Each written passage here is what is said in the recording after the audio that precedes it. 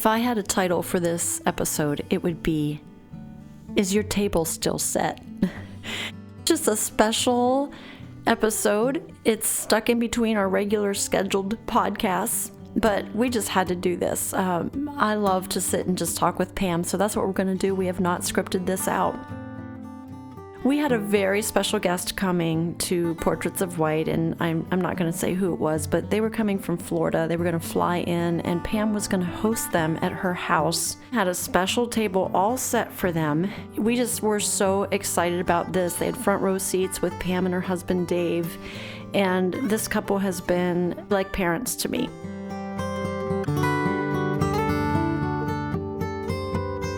For Portraits of White, we got a forecast of snow. So I knew as soon as I heard it on Friday that it was coming through the south and was going to affect Atlanta Airport. I had this sinking feeling that my friends might be flying through Atlanta and it might impact their ability to come to my Christmas concert. For 4 years they've been wanting to come, and this was going to be the year. Pam, you were getting your home all ready for this special guest. Tell us about it. Well, first of all, I got the phone call the night before the concert, and I had no clue that it was snowing. I had no clue that it was snowing in Atlanta. And when she called me and told me that they were unable to come, my heart just sunk, and it didn't sink just for me, it sunk for you, because I knew that these were sweet friends of yours, and they just wanted to be at the concert so badly. But about the table, so I will tell you, I love to entertain, and I think you already know that, and a lot of people do. Like, I really enjoy it, and a lot of times, like, I'll set the table the day before they come, because that's just the fun part. You know, that's the icing on the cake. You know, I had their room all prepared. I had their chocolate on their pillow, and it just, the room looked, I had a sign in there saying welcome, a little bag of gifts, and I was just really excited to have them and be able to share time with them. And so when I got this call, it's like, oh my goodness, that is really sad. I felt really sad. So I'm thinking, oh, my table's set, and you know what? I'm not having company till next Friday night. My husband's like, well, just keep the table set. I'm like, oh no, that's kind of creepy. So he said, oh no, and I said, well, you know, the plates are going to get dusty, you know, whatever. He said, just turn the plates and the cups over. So wouldn't you know, that's what I did. So I have this beautiful table set because I'm having company coming in a couple nights. And I'm not going to tell them that story that your table's been set for somebody else. It hasn't been special for you. But the table does look beautiful. But when I look at it, I do feel a sad little feeling of, oh man, I could have hosted them and really gotten to know them. And I was very excited about that.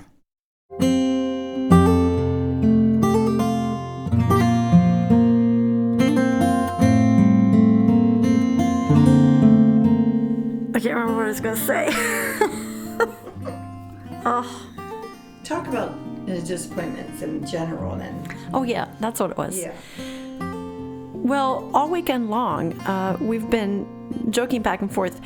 You'd say to me, well, my table's still set. My table's still set. And I saw you Sunday, and I said, is your table still set? And you said, yes, my table's still set. And I began to think, you know, this is exactly a perfect picture of the holidays. And we get all excited and expectations of what it's going to be like, and then something happens like a snowstorm or, you know, anything. Maybe someone gets called into work and they can't make the family dinner. And it's just a beautiful picture of how we just want things to be perfect over the holidays, and it's not that way oftentimes, and it can lead to disappointment. And so for me, I woke up Saturday morning. I told you that I heard it was going to snow, and I just braced myself for disappointment. But I woke up Saturday morning, and here was a message on my phone from my friends in Florida, and they left this beautiful message. First of all, telling me that they couldn't come. They tried everything they could think of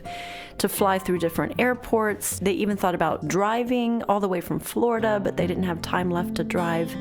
As I began to listen to this voice message, the tears began to start. And I guess I had been holding back tears for a couple weeks because once it started, I just couldn't stop. It wasn't as much that they couldn't come, that was causing the tears. It was the fact that in the message, they just said that they loved me and they were proud of me and they'd be praying for me. In place of being in the concert, they would be praying for me. And something just deep in my heart was so touched, because when we're pursuing our dreams and doing stuff way out of our comfort zone, yeah, it's our sweet spot, but that doesn't mean that it's comfortable leading up to it. It's scary, and you still have self-doubts. And so to be told that I was loved and they were proud of me, those were not words that I heard very much spoken over me. And this couple has really stepped into my life as parents. I remember one of the first times I met them, I was having some tense seasons with my mother, and I think every mother and daughter goes through this, wouldn't you say, Pam? Oh, absolutely. Yeah, even in a healthy relationship, mothers and daughters, even parents, there can be tense moments. And I was pursuing a career in a road that was a little uncomfortable for my parents, especially my mother.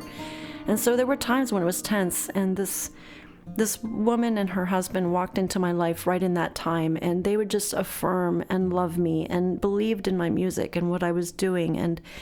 And so on this day, the day of the concert, when I'm again stepping out even more so out of my comfort zone and trying to pursue a dream and vision I have in my heart, to be affirmed and loved, I just let the tears roll. And though I was extremely disappointed they couldn't come, they gave me a beautiful gift of love and affirmation.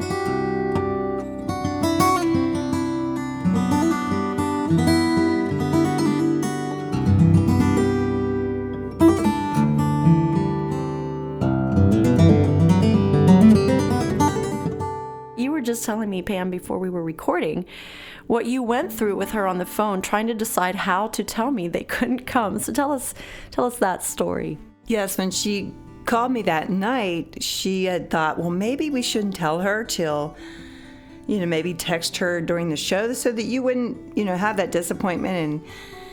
And I said to her, I need to process this. How about we talk in the morning? And then when we talked in the morning, we kind of both made the decision for her to give you a call and give you a chance to process it during the day. And we knew that God would give you peace about it. So it was better than me coming to the concert and saying, they're not here. So disappointments are so hard. And I know they're hard for people who are, okay, I'll just say it, a little OCD. So, because we want the perfection of everything. I wanted that for you. I wanted it for myself, but I just wanted it for them too. I was so thrilled that they were able to come. And so we get into this OCD mode that everything's going to run perfectly. And you know what? Life is not like that. I don't care if it's Christmas. I don't care when it is. Life is not like that. And so we have to come to the place where we can accept. I have to say, okay, God, you are in control. And, I talked to her about that. I said, we don't know about your safety. We don't, there's so many variables. We see this little tiny piece of the puzzle, but we do not see the whole picture of that puzzle. And so I try to forever keep that in mind, Frances.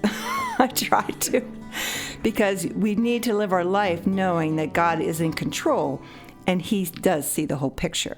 Yep, that's good. And I think that's one thing that I'm learning in life as I get older. I was less rattled by that than I would have been a few years ago. So it's just like, you know what? It'll be okay. Yeah, I'm disappointed, but it'll be okay.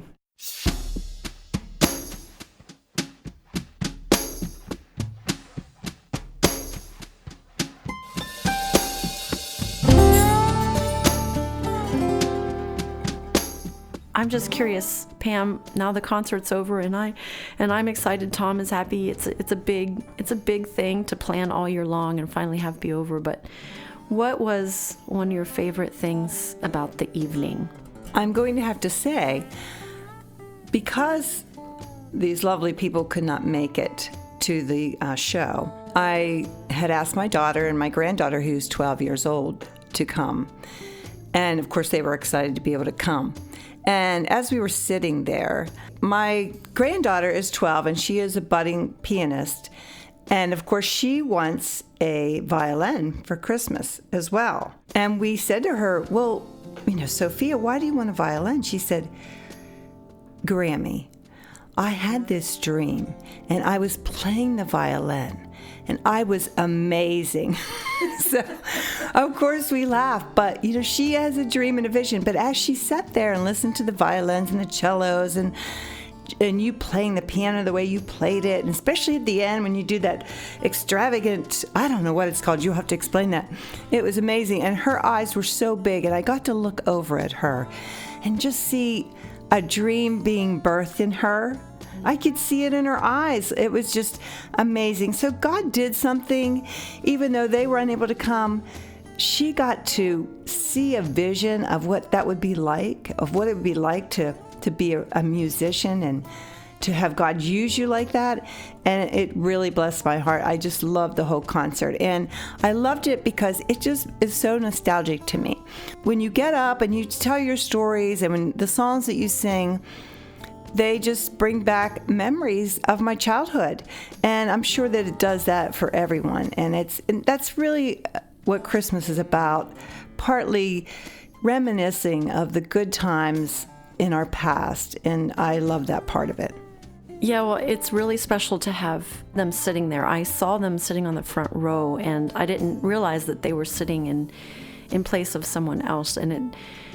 But it's really beautiful because I can tell you I had some of the same experiences sitting at the American Music Theater Christmas show 5 or 6 years ago. I saw their show, and I remember walking out of there going, that is a picture of what I want to do. And it is really special. The inspiration that touches people when we do what we're created to do, it inspires other people. And apart from doing the show, what I love about what's happening with Portraits of White is it's inspiring other people to dream. And to me, that's even more precious than getting to do what I love.